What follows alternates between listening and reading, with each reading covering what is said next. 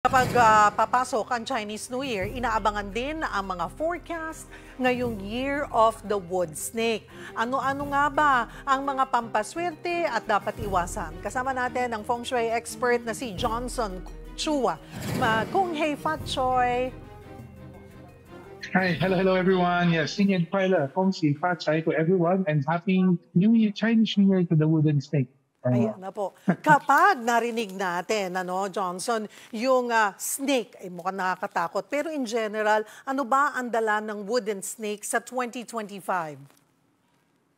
Yeah, bali kasi mas more kailangan maging positive din tayo sa pag-approach, no? Every time pag meron tayo mga sinasalubong sa Chinese New Year. So ang wooden snake kasi po, meron tayong sinasabi na this is a year of creation and also a year of transformation.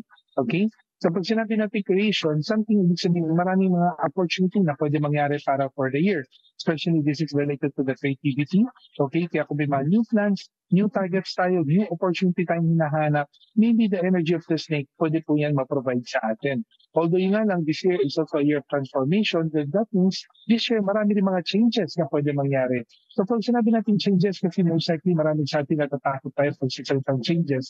Pero ibig sabihin lang po nun kasi, baka maybe may mga negative things yung tayo kailangan matanggal or kailangan may mga changes or innovations tayo, kailangan mga transition. So kailangan maging adaptable and flexible tayo para sa taon. Marami nang naghihintay for sure. Alam na nila yung kanilang mga animal signs. Sino ba ang maswerte at magiging challenging ang taon at ano ang dapat gawin? Go ahead, Johnson. Yeah, so bali na tayo kasi yung top 3 animal sign, no? Sa panahon ng wooden snake, these are the people who are born the year of the rooster, year of the monkey, tsaka year of the horse. Sila po ang ating top 3 animal sign, okay? So kaya kapag gusto po natin mas more para maging lucky pa po, syempre kailangan mas more i-plano natin ang maayos, no? Kasi sabi nga natin, the year, maraming opportunity, pero syempre wag po natin kunin lahat ng opportunity kung di naman po natin kailangan. Piliin natin yung tamang opportunity or right opportunity na babagay sa target goal natin para for the year, para ma-maximize po natin yung luck natin.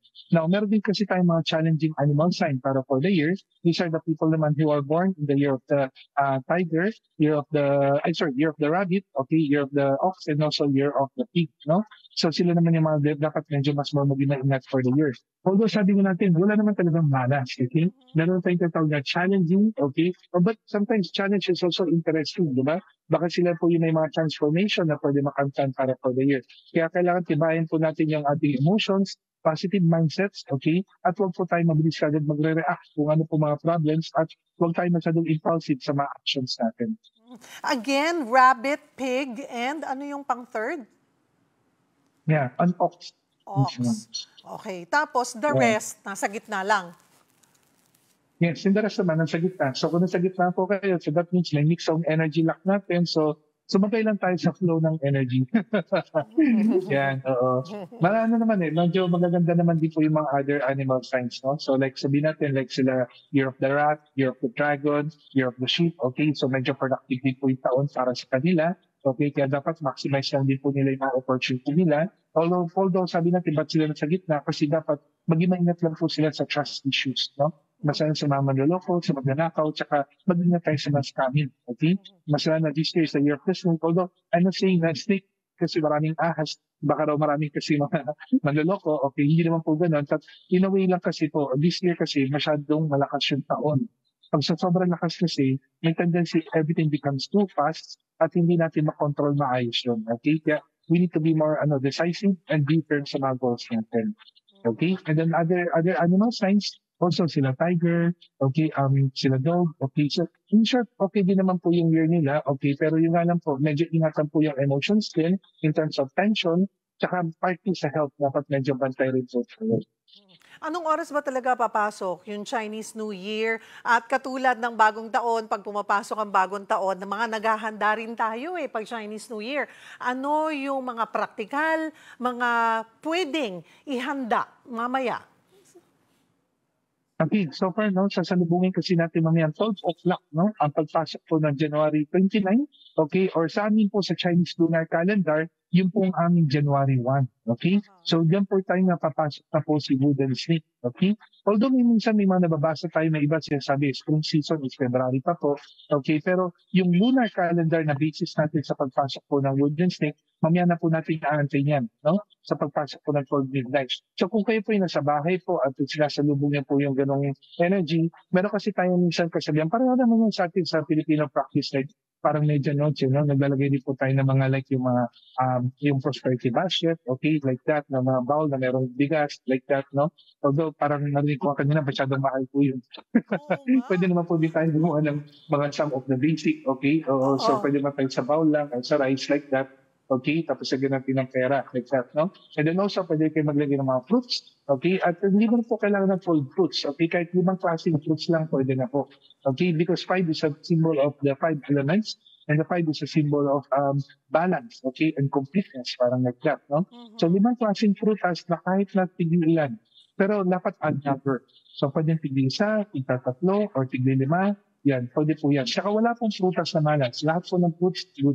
Okay? Yan, lahat po may magandang pampasal dyan. Okay. So, fruits, 5 klase, kahit tigi-isa lang, okay na. Tapos, yung, kasi kanina sinabi ni Ivan, nasa 3,000 to 4,000 yung prosperity basket. So, pwede ng tasa ng bigas, tama ba? Yeah, kapag gusto niyo po isang symbolism lang po, no? At at least kung pag-DIY natin sa house, yes, you can like parang isang bowl or isang na may bigas, okay? It's also symbol kasi ang reality po ng prosperity basket, ang ibig sabihin po niyan is called overnight rice, okay? So pag sinabi niyo kasi overnight rice, ibig sabihin po is parang yung pagtawid po ng taon, meron ka ng pagkain, meron kang pera, meron ka nakakain. So sa pagpatak pa lang ng wooden snake, sinalubong mo na siya. Okay? Yun po. Pero sana nga po, si Ivan nakadalaw po dito sa amin. Nandito po ako sa store namin. Dito rin po sa Binondo. Sorry, Mas nakikita niyo po sa basket namin. Oo, gusto nilang klaruhin yung bigas, white rice ba yan, red rice, or kahit brown rice, kahit anong bigas. Tapos sabi mo, lalagyan ng coins sa ibabaw? Kahit po lagyan nyo lang po ng money. Like example, next cycle kasi yung pera natin is yung 50 pesos yung kulay, di ba? So pwede nyo pong saksak ng isang 50 pesos lang sa taas. That's also a symbol number. Oh. At wala sa uri o klase o kulay ng bigas yan. Basta bigas, pwede. Yes. So, kasi normally po, yun po yung pinaka-necessity natin, di ba? Pero syempre, for those people who practice brown rice, yes, they can use brown rice naman po. Kasi ang simbolo ng pampunang paglagay natin is meron na kasi tayong pagkain sa ating hapagkainan. May iba pa bang pagkain? Kasi di ba pag tayo bagong taon, meron yung sticky rice, yan, yung mga tikoy, para daw mas maganda ang relasyon sa pamilya. May mga iba pa bang kailangan or yung pinag-usapan natin, basic, yun, pwede na yun, okay na yun? Yeah, actually po, yung mga basic naman po, pwede naman po. Pero although kung gusto niyo po sa mga people na gusto maghanda po din ng mga pagkain, okay? Total, alam natin tayo mga, hindi lang Pinoy, no? Kahit kami mga Chinese, pero sabihin natin mga, Chinois, no? Isa, tayo, mga food lover or food eater talaga tayo, no? So, pwede mo kayo maghanda po ng mga different kinds of food. Although, sabi nga natin, meron tayong 5 kinds of lucky food, okay? So, first, meron tayong tinatawag na yung mga pagkain mahaba, tulad ng mga pansit, chamichua, okay, or spaghetti. That also symbolizes kasi that longevity. Ibig sabihin for good health and long life, like that. Then meron din tayo kasi ng pagkain like yung mga mga bilog, no? Tulad ng mga maliliit na bilog, tulad ng mga meatballs, dim sum, like that. That's also which symbolizes yung also, ibig sabihin, smooth sailing ang buhay natin. Okay, tsaka marami pong pera pumapasok sa atin or good fortune. And then meron din tayo kasi because wooden snake tayo this year, so wood represents also mga plants, no? So gusto rin natin medyo maging healthy. So mga pagkain greenery, tulad ng mga like pechay, kangkong, like that, okay? Or mga anything, broccoli, basta mga pagkain may gulay, no? That also represents for growth, okay, and prosperity. And also, mga pagkain may pakpak tulad ng manok. Okay, yun po yung medyo panibahan po natin kasi di ba minsan sa atin sa Pilipinas, sabi, huwag tayo magahan ng manok kasi isang kahit santo ka. O baka daw lumipad yung serte natin. Tama? Oo.